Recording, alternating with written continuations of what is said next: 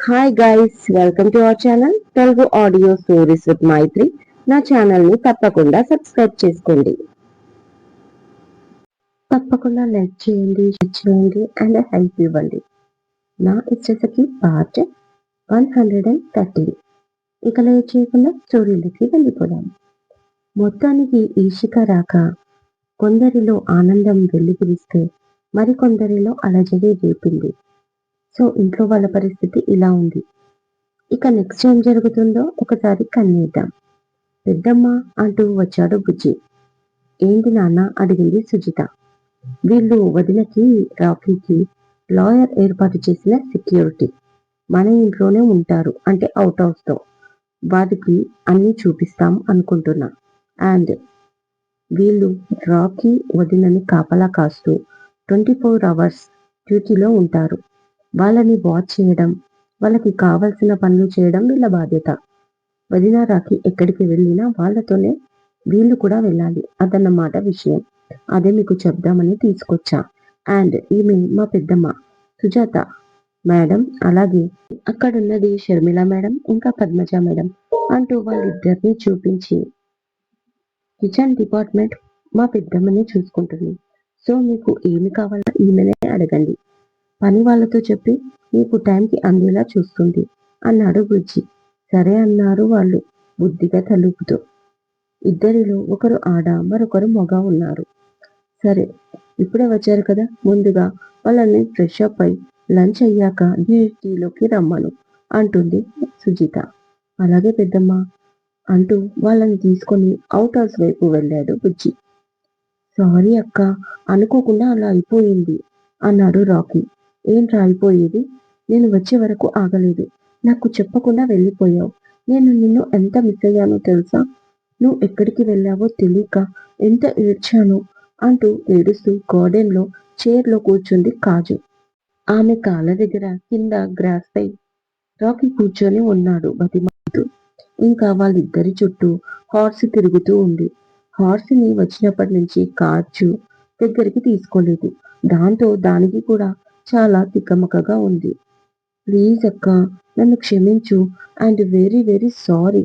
నాకు తెలీదు అలా ఇంట్లోంచి వెళ్ళిపోతామని. అక్క ఎక్కడికి వెళ్తున్నాం అని కూడా అడగకుండానే తీసుకెళ్ళిపోయింది. ఆ టైంలో నీకు కాల్ చేద్దామనుకున్నా అక్క, కానీ అక్క ఏడుస్తూ ఉండడంతో చేయలేకపోయాను. అండ్ సో సారీ అంటూ వేడుకుంటున్నాడు. అయినా కూడా కాజు ఏడుస్తూనే ఉంది నాన్ స్టాప్ గా.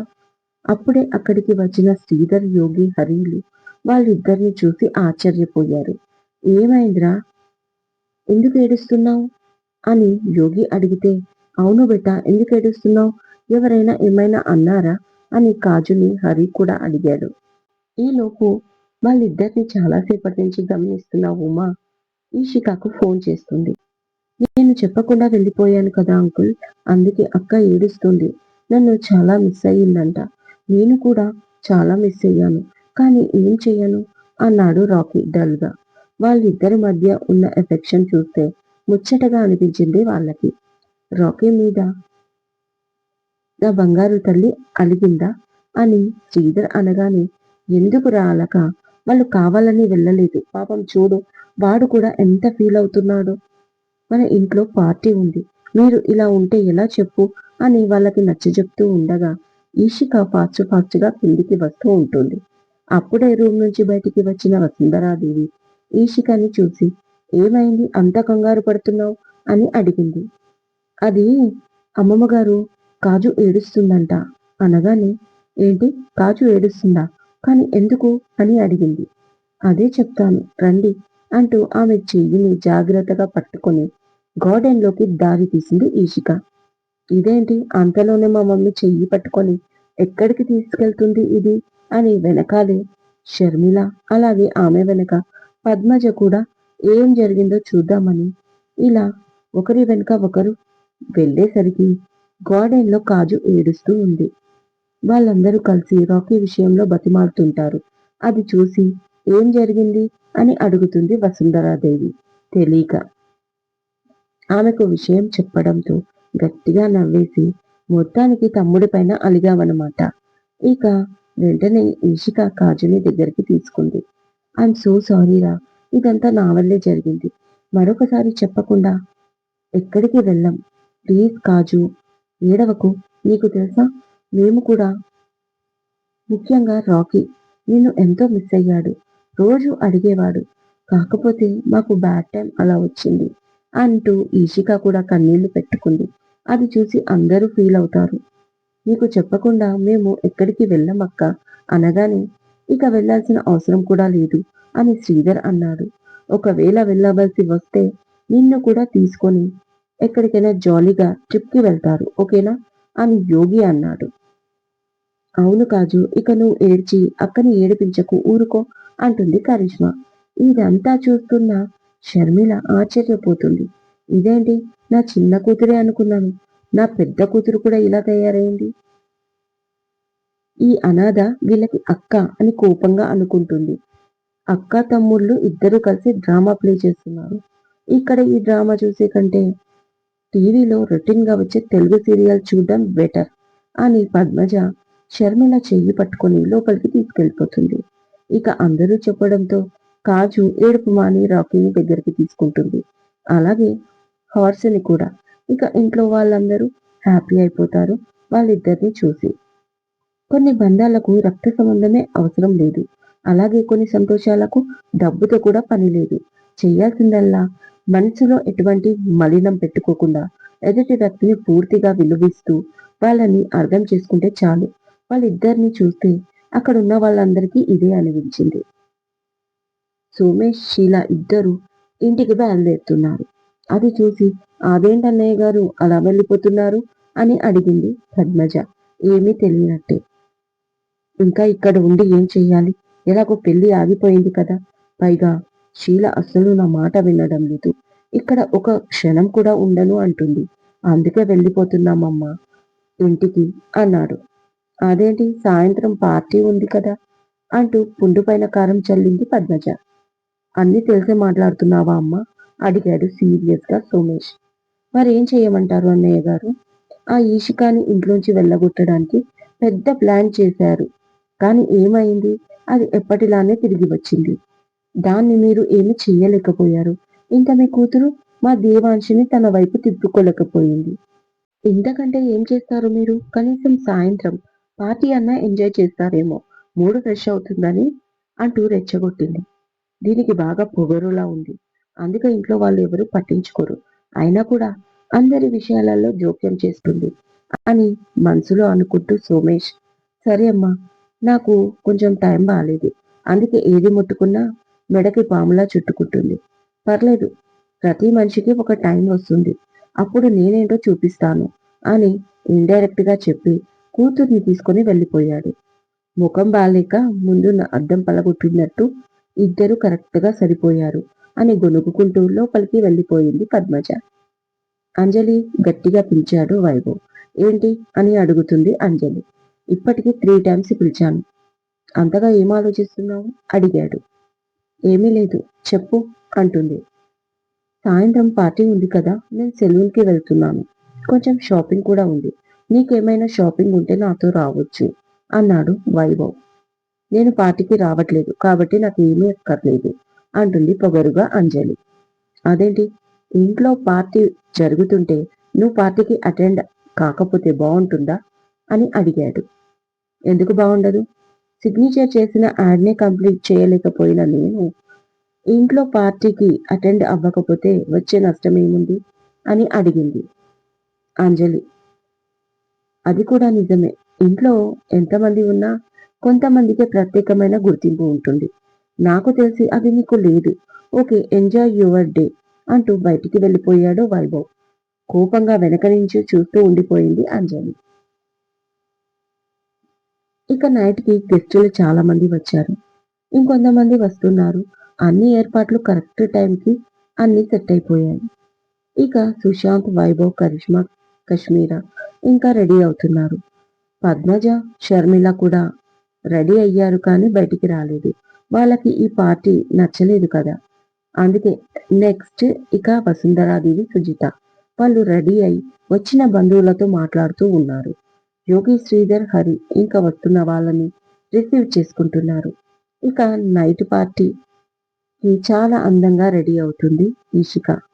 లావెండర్ కలర్ డిజైనర్ వేర్ శారీలో ఆ శారీకి సెట్ అయ్యేటట్టు డైమండ్ నెక్లెస్ సెట్ పంపించాడు దేవాంశ్. ఈషిక ముందుగానే బ్యూటీషియన్ కి చెప్పింది తనకు లైట్ గా మేకప్ కావాలి అని. దానికి ఆమె, మీ స్కిన్ ఆల్రెడీ వైట్ గా చాలా హెల్దీగా చిన్న డాట్ కూడా లేకుండా ఉంది మేడం. కాబట్టి మీకు పెద్దగా మేకప్ తో పని లేదు. జస్ట్ లైట్ గా టచ్ అప్ చేసి లిప్స్టిక్ తో కవర్ చేస్తే సరిపోతుంది. హెవీ మేకప్ అసలే లేదు అంటుంది ఆమె. ఇక మేకప్ కంప్లీట్ అవ్వగానే తనకు శారీలో కూడా హెల్ప్ చేసింది. జ్యువెలరీ పెట్టుకున్నాక ఫైనల్ లుక్ చూసుకుంది ఈషిక మిర్రర్ లో. తన కళ్ళని తానే నమ్మలేకపోయింది. ఎంతో అందంగా కనిపించింది. అసలు ఇది నేనేనా అనుకుంది ఈషిక. దేవాంశ్ అప్పుడే వచ్చి వాష్రూమ్ లోకి వెళ్ళాడు షవర్ కి. అప్పటికి వేరే రూమ్ లో రెడీ అయిన ఈషిక ఇంకా ఆయన రాలేనట్లున్నాడు అనుకుంటూ తన రూమ్ లోకి వచ్చి ఫోన్ చేస్తుంది దేవాంశ్ కి. పక్కనే ఉన్న దేవ్ ఫోన్ రింగ్ అవ్వడంతో వచ్చేసారా అనుకుంటూ వెళ్ళి బాత్రూమ్ డోర్ నాక్ చేసి, ఏమండి ఎప్పుడు వచ్చారు మీరు అడిగింది. ఇప్పుడే వచ్చేశాను. మీరు కూడా వస్తారా? ఇద్దరం కలిసి షవర్ చేద్దాం అన్నాడు లోపల నుంచి దేవాంశ్. ఏంటి అని గట్టిగా అడిగింది బయటి నుంచి ఈషిక. హా, వాటర్ సేవ్ అవుతాయి కదా అన్నాడు. అతను అలా అనగానే మీకు చాలా ఎక్కువ అయింది. సరే బయటికి రండి చెప్తా మీ సంగతి అంటుంది ఈషిక. నా సంగతి సరే కానీ నైట్ మీ సంగతి చూసుకోండి అన్నాడు దేవ్. అదేంటి అనగానే డోర్ కొంచెం ఓపెన్ చేసి ఆమెను చూస్తూ, వావ్ ఇష్ట, చాలా బాగున్నావు ఈ శారీలో, సూపర్. చిన్న డౌట్ అనగానే అప్పటి వరకు అతని పొగడ్తలకి చిన్నగా సిగ్గుపడుతూ నవ్వుతున్న ఈషిక ఏంటి అని అడుగుతుంది. నైట్ కి కూడా ఇది శారీనా లేక వేరేదా అని అతను అనగానే, ఏంటి నాకు అర్థం కాలేదు. పార్టీకి నేను సెలెక్ట్ చేసుకున్నాను ఇదే శారీ, బాలేదా అని అడిగింది ఈషిక తన శారీ వైపు చూసుకుంటూ. మీకు ఏది బాగుండదు, అన్నీ బాగుంటాయి. నేను అడిగేది పార్టీ గురించి కాదు, నైట్ కి అన్నాడు కళ్ళెగిరేసి. నైట్ కి ఏంటి? మెడని కాస్త సైడ్కి బెండ్ చేసి డౌట్ఫుల్ గా అడిగింది ఈషిక. ఇంకా అర్థం కాలేదా? Test tube baby. Last year ఇదే డేట్ లో మనకి ఏం జరిగింది అని అడిగాడు. మ్యారేజ్ అంటుంది ఈషిక. ఆ రోజు నైట్ మన రూమ్ ఒకసారి గుర్తుకు చేసుకో, ఆటోమేటిక్ గా నీకు అన్ని క్లిక్ అవుతాయి నీ కోడి బ్రెయిన్ కి అన్నాడు దేవాంశ్. అప్పుడు కానీ ఆమెకు అర్థం కాలేదు అతను ఏమన్నాడు. ఒక్కసారిగా సిగ్గు ముంచుకొచ్చింది ఈషికాకి. అయినా కూడా కవర్ చేసుకుంటూ, త్వరగా రెడీ అవ్వండి, అందరూ వచ్చేసారంట, బుజ్జి కాల్ చేశాడు అంటుంది ఈషిక. నేను హ్యాపీగా స్నానం చేస్తుంటే వచ్చి డిస్టర్బ్ చేసింది చాలక త్వరగా రెడీ అవ్వండి అని చెప్తున్నావా, వెళ్ళిక్కడి నుంచి అన్నాడు దేవాంశ్. ఆ మాటకి నవ్వుకుంటూ, ఓకే ఓకే త్వరగా రండి అంటూ రాకీ దగ్గరికి వెళ్ళింది ఈషిక. ఏంటి ఇంకా రెడీ అవ్వలేదా అడిగింది పద్మజ అంజలిని. లేదు, నాకు ఇంట్రెస్ట్ లేదు అంటుంది అంజలి. మీరు ఏం చేసినా సగంలో చేసి వదిలేయడం అలవాటే కదా. ఈ పాటికి వీటన్నిటికీ మీరు అలవాటు పడిపోవాలి. అంతేకాని నేను రాను అంటే కుదరదు. ఒకింట్లో ఉన్నప్పుడు అన్నిటికీ వెళ్లాల్సిందే. వెళ్ళి త్వరగా రెడీ అవ్వు అని ఆమె అన్నది. ఆంటీ మీరేమంటున్నారో నాకు అర్థం కాలేదు అంటుంది. ఇందులో అర్థం అవ్వడానికి ఏముంది? నువ్వు, షీలా, ఇంకా వాళ్ళ డాడీ అయిన సోమేష్ ఏం చేసినా సగంలోనే చేసి వదిలేస్తారు. అది కంప్లీట్ చేయడం చేతకాని వాళ్ళు అసలు ఎందుకు మొదలు పెట్టాలి అంటుంది పద్మజ. అదేంటి, అసలు ఆ ఇషిక వస్తుందని ఎక్స్పెక్ట్ చేయలేదా ఆంటీ? కానీ ఆ రాక్షసి ఎలా వచ్చిందో చూడు అంటుంది అంజలి. అది ఎలా ఉన్నా మన పార్టీలో మనం వెళ్ళక తప్పదు. చాలా మంది బంధువులు వచ్చారు. మళ్ళీ నీ కోడలు ఎందుకు రాలేదు అని అడిగితే నేను కొత్త కథ చెప్పలేను. కాబట్టి నువ్వు రెడీ అవ్వు అంటుంది పద్మజ. ప్రతి విషయంలో ఈమె మాటే వినాలి అని మనసులో తిట్టుకుంటూ, అలాగే ఆంటీ అంటుంది పైకి అంజలి. అప్పుడే లోపలికి వచ్చిన కరిష్మా, ఏమైంది ఆంటీ, ఎందుకు అంజలి ఇంకా రెడీ అవ్వలేదు అని అడిగింది. నన్ను అడుగుతావే, నీ ఫ్రెండ్నే అడుగు అంటూ బయటికి వెళ్ళిపోయింది పద్మజ. ఏమైంది అంజలి, ఎందుకు డల్గా కనిపిస్తున్నావు అని అడగగానే, నా విషయం వదిలి, నువ్వైతే హ్యాపీగానే ఉన్నావు కదా అంటుంది అంజలి. అంటే నాకు అర్థం కాలేదు అని అడిగింది కరిష్మా. ఏమీ లేదు. షీల పెళ్లి ఆగిపోయి ఏడుస్తూ ఇక్కడి నుంచి వెళ్ళిపోయినా అసలు పట్టించుకోలేదు నువ్వు అని అడిగింది. దానికి నేను మాత్రం ఏం చేయగలను? ఈషిక అక్క సారీ మీ అక్క వచ్చింది కాబట్టి ఇక పెళ్లి ఎలా జరుగుతుంది అని అడిగింది కరిష్మా. తన మాటకి సైలెంట్ గా వెళ్ళి రెడీ అవుతుంది అంజలి కూడా. మంచి నిద్రలో ఉన్న షీలకి ఫోన్ వస్తుంది. లిఫ్ట్ చేసి హలో అంటుంది కళ్ళు మూసుకొని. హలో అని అక్కడి నుంచి ఒక మగ వాయిస్ వినిపిస్తుంది. హూ ఇస్ అని అడగగానే నేను కదీర్ అనగానే ఆ మాట విన్న షీల ఒక్కసారిగా వణికిపోతూ ఫోన్ని దూరం విసిరేస్తుంది. గట్టిగా ఏడుస్తూ డాడీ డాడీ అని అరుస్తుంది. తన అరుపులకి గదిలోకి గాబరాగా వచ్చిన సోమేష్ ఏమైంది బేబీ? ఏమైంది? ఎందుకు ఏడుస్తున్నావు? వాట్ హ్యాపెన్ అని అడుగుతాడు.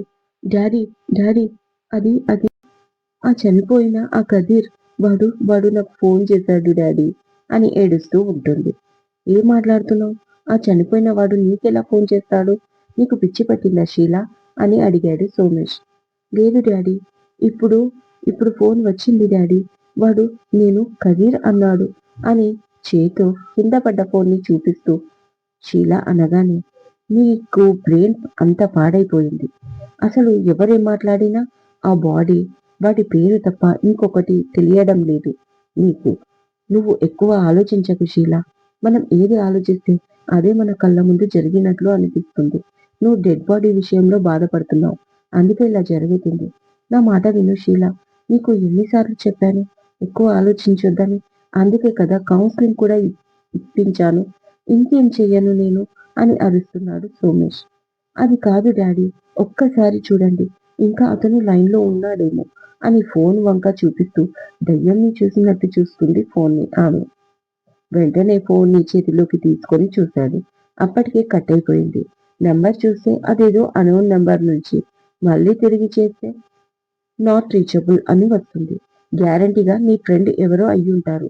అనవసరంగా పాత విషయాలు బ్రెయిన్లో పెట్టుకోకుమా. నా మాట విను. వాడు చచ్చిపోయాడు. ఇక వాడి పని అయిపోయింది. తిరిగి రాడు అని సోమేష్ అనగానే లేదు డాడీ నేను కదీర్ అన్నాడు అంటూ మళ్ళీ ఏడుస్తుంది షీల. సరే సరే అదే పేరుతో మరొకరు కూడా ఉండొచ్చు కదా ఎందుకు ఇలా ప్రవర్తిస్తున్నావు? షీల నా మాట విను. జరిగిందేదో జరిగిపోయింది మర్చిపో. 4 రోజులు ఎక్కడికైనా వెళ్తావా? నీకు కొంచెం చేంజ్గా ఉంటుంది. లైక్ ఏదైనా హాలిడే స్పాట్ అనగానే నో డాడీ ప్లీజ్ నేను ఎక్కడికి వెళ్ళను మిమ్మల్ని వదిలి అంటూ గట్టిగా చుట్టుకుంది. ఇక లాభం లేదు. నేనే ఎటైనా దూరంగా తీసుకెళ్ళాలి. కానీ ఎలా? ఆల్రెడీ ఈ బాడీ కేస్ ఇంకా ఎంక్వైరీ జరుగుతుంది కదా. ఇక ఏం చేయాలో అర్థం కాలేదు సోమేష్కి. తల పట్టుకున్నాడు. గెస్టులందరూ వచ్చేయడంతో దేవాంశ్ రెడీ అయి ఈషికాని తీసుకొని కిందికి వస్తూ ఉంటారు. అలా ఇద్దరు చెయ్యి చెయ్యి పట్టుకొని మెల్లిగా మెట్లు దిగుతూ అలా వస్తూ ఉంటే వెయిట్ చేస్తున్న కుటుంబ సభ్యులు వాళ్ళని చూస్తూ ఉండిపోతారు. లావెండర్ కలర్ డిజైనర్ శారీలో ఈషిక ఎంతో అందంగా కనిపిస్తుంది. అలాగే గ్రే కలర్ క్లాత్ పైన లావెండర్ కలర్ తో వర్క్ చేసిన పార్టీ వేర్ సూట్ లో దేవాంశ్ చాలా హ్యాండ్సమ్ గా మెస్మరైజ్ చేసేస్తాడు. ఇద్దరు మెరిసిపోతూ అలా నడిచి వస్తుంటే ఒక ముచ్చటైన జంట కనిపిస్తుంది అక్కడ ఉన్న వాళ్ళ అందరికీ. కొంతమంది కుళ్ళుకునే క్యారెక్టర్లు కూడా అక్కడ ఉన్నారు. వాళ్ళ గురించి తర్వాత. ముందుగా ఇద్దరు వచ్చి వసుంధరాదేవి కాళ్లకు దండం పెట్టుకొని ఆశీర్వాదం తీసుకుంటారు. చాలా సంతోషంగా నూరేళ్లు హ్యాపీగా పిల్లా పాపలతో ఉండండి అని దీవిస్తుంది ఆమె. అలాగే హరి పద్మజ దగ్గరికి వెళ్ళగానే పద్మజ దూరంగా వెళ్ళిపోతుంది. కానీ అంతమందిలో ఇష్యూ చేయడం ఇష్టం లేక సైలెంట్ గా హరి దగ్గర ఆశీర్వాదం తీసుకున్నారు ఇద్దరు. ఆ తర్వాత సుజిత, శ్రీధర్, ఆ తర్వాత యోగి షర్మిల దగ్గరికి రాగానే షర్మిల కూడా దూరంగా వెళ్ళిపోతుంది. బట్ పట్టించుకోలేదు. యోగి దగ్గర బ్లెస్సింగ్స్ తీసుకుంటారు. ఈలోపు హాల్లోకి ఒక పెద్ద కేక్ నలుగురు పట్టుకొని వస్తారు. ఇక హ్యాపీగా అందరూ చాలా లేట్ అయింది ఇద్దరు కలిసి కేక్ కట్ చేయండి అనడంతో దేవాంశ్ ఈషిక ఇద్దరు కేక్ కట్ చేస్తారు. కేక్ కటింగ్ జరుగుతుంటే వాళ్ళ చుట్టూ పెద్దవాళ్ళు, ఇంకా పక్కన కాజు, రాకీ, కరిష్మా, సుశాంత్, వైభవ్లు ఉంటారు. ఇక దూరంగా వైభవ్ని కోపంగా చూస్తూ కూర్చుంది అంజలి. బట్ వైభవ్ పట్టించుకుంటే కదా. ఇక నెక్స్ట్ కేక్ కట్ చేసిన ఇషిక దేవాంశ్ కి తినిపిస్తే నెక్స్ట్ అతను కూడా ఆమెకు తినిపిస్తాడు. ఇక అలా అలా పార్టీ జరుగుతూ ఉంటుంది. వచ్చిన వాళ్ళందరూ you are the beautiful couples అని, చాలా అందమైన జంట అని, మీరు ఎప్పుడు ఇలాగే నవ్వుతూ ఉండాలి అని గిఫ్టులు ఇస్తూ విష్ చేస్తూ ఉంటారు వచ్చిన వాళ్ళు. ఈషిక దేవాంశ్ చాలా హ్యాపీగా ఉంటారు ఆ టైంలో. ఈషిక అయితే తన జీవితంలో ఇలాంటి ఒక రోజు వస్తుందని, తను ఇంత పెద్ద ఇంటికి కోడలిగా, ఇంత మంచి వ్యక్తికి భారీగా వెళ్తానని అసలు ఊహించుకోలేదు. బట్ అది నిజం అవుతుంటే చాలా సంతోషంతో పొంగిపోతుంది ఆమె. ఇక ఆ రోజు నైట్ వాళ్ళకి చాలా స్పెషల్ కానుంది. ఇదండి ఇవాళటి ఎపిసోడ్. ఈ ఎపిసోడ్ మీకు నచ్చినట్టు అయితే నాకు కామెంట్ లో చెప్పండి. అలాగే లైక్ చేయండి, షేర్ చేయండి, హైప్ ఇవ్వండి, సబ్స్క్రైబ్ చేసుకోండి నా ఛానల్ని. మరొక మంచి ఎపిసోడ్ తో మీ ముందు ఉంటాను. మైత్రి.